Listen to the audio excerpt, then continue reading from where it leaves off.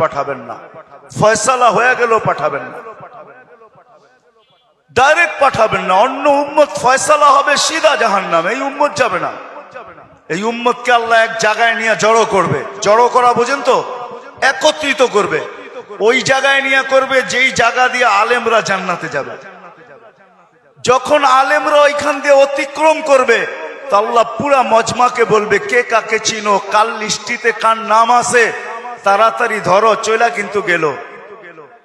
তো যায়া ধরবে, হযরত আপনার লিস্টিতে তো আমার নাম আছে, আপনাকে তো আমি চিনি, মহব্বত ছিল, ভালোবাসা ছিল, আসা যাওয়া ছিল, উঠা বসা ছিল, চলাফেরা ছিল, খাওয়া লওয়া ছিল, আর শুনেও আসতেছি আপনারা সুপারিশের অধিকার পাইছেন। আল্লাহ আপনাদের সুপারিশ কবুল করবে, আমাদের ফয়সালা জাহান্নাম হয়ে গেছে, একটু যদি হাত উঠায়া দিতেন হয়তো নিষ্কৃতি পাওয়া যেতাম। তো আলেমরা দেখবে যে ঠিক কিনা তার কথা, ওইখানে আল্লাহ প্রমাণিত করবে প্রজেক্টরের ভিতরে, দেখতে সে যা বলবে ওটা সত্যায়িত হইতে থাকবে। তারপরে আলেমরা সম্মিলিতভাবে আল্লাহকে বলবে, আল্লাহ আমরা জান্নাতে যাব না। তা আল্লাহ বলবে, কেন যাবে না? এরা সবই তো আমগো লিস্টির মানুষ, সবই তো পরিচিত, এরা দুযোগে চলে যাবে আর আমরা জান্নাতে চলে যাব। রাসূলুল্লাহ সাল্লাল্লাহু আলাইহি ওয়াসাল্লামকে মুখ দেখাবো তো দেখাবো কি? যাব না। বলছে কেন, কখন যাবে? এদেরকে দিলে যাব। তা আল্লাহর রহমত জোশ আসবে, আল্লাহ বলবে যে যাকে চিনো নিয়ে চলে যাও, এটার নামই সুপারিশ।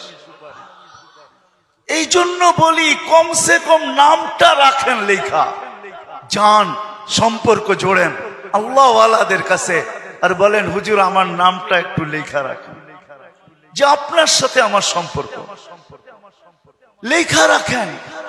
চড়বেন তো, নাইলে আমি এত লম্বা কথা বলতাম না।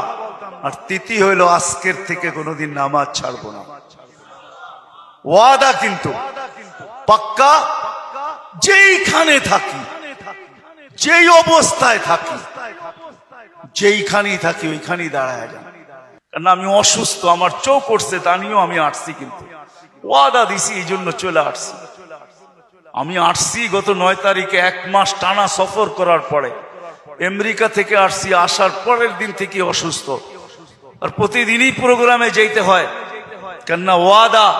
এরা কি জবাব দিবে মানুষের সামনে? ইজ্জত বেজ্জতির প্রশ্ন। বিদায় চলে আসছি, বিদায় শেষ জায়গা আমি চলে আসছি। আসেন ভাবি, ভাববেন তো? হ্যাঁ, পাক্কা ওয়াদা করতেছেন? হ্যাঁ, আরে চিন্তা করেন, ওই উম্মত কেন চিন্তা করবে না যার চিন্তায় 60-70 বছরের ইবাদত রাখা আছে?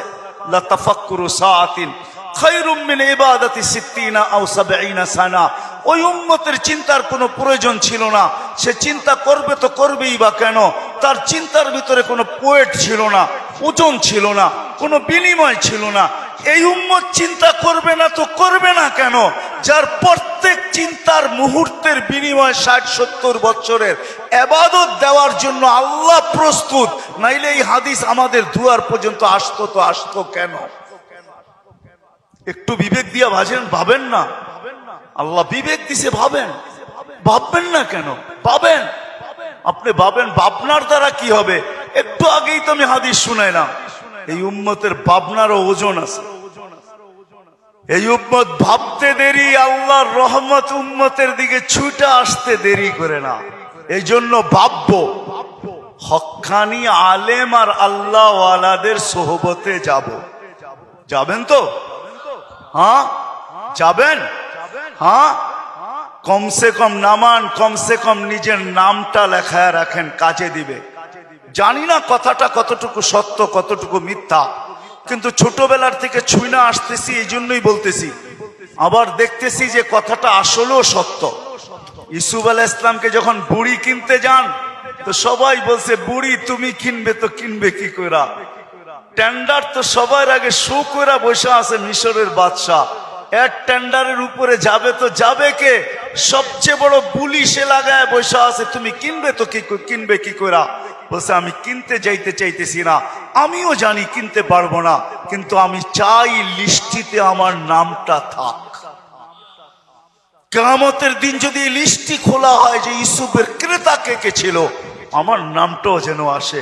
সত্য এটাই, কিয়ামতের দিন হক্কানি আল্লাহ ওয়ালাদের ওলামাদের লিস্টিও খোলা হবে। লিস্টি যদি খোলা না হইতো তাইলে এই কথা আমার কাছে কোনোদিন পৌঁছতো না।